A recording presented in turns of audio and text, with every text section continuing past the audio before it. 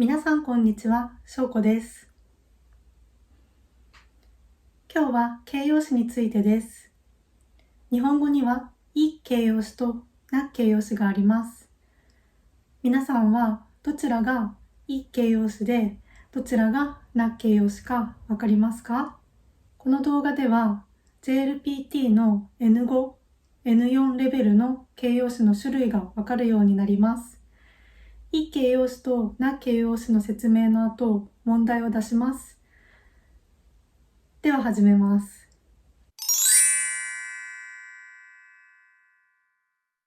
まず形容詞について説明します。いい形容詞もな形容詞も物の状態や性質を表すときに使います。例えば、田中さんは優しいです。背が高いです。有名です。真面目です。などです。形容詞には2つ種類があります。いい形容詞とな形容詞です。では次に、いい形容詞について説明します。これはいい形容詞です。大きい、熱い、長い、面白い。最後の文字がいです。そして次にな形容詞について説明します。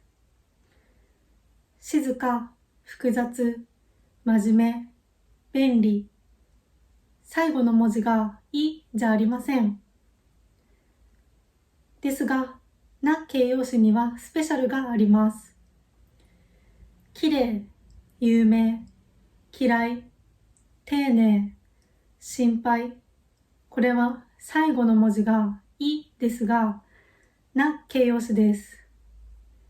初級レベルではこの5つを覚えておくといいですよ。はい。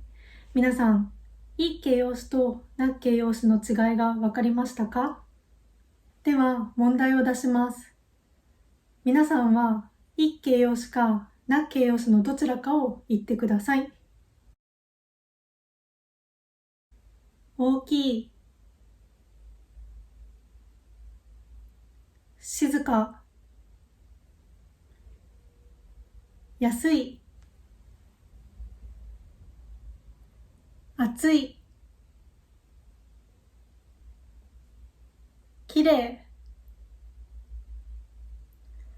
おいしい、便利、面白い、簡単、上手、好き、いい、楽しい、新しい、有名、素敵、複雑、早い、少ない、心配、小さい、元気、丁寧、軽い、親切。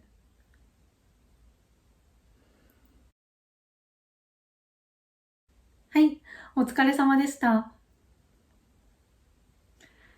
いい形容詞とな形容詞の違いが分かりましたか？大切ですから何度も問題をして完璧にしてくださいね。はい、ではまた次の動画でお会いしましょう。バイバイ。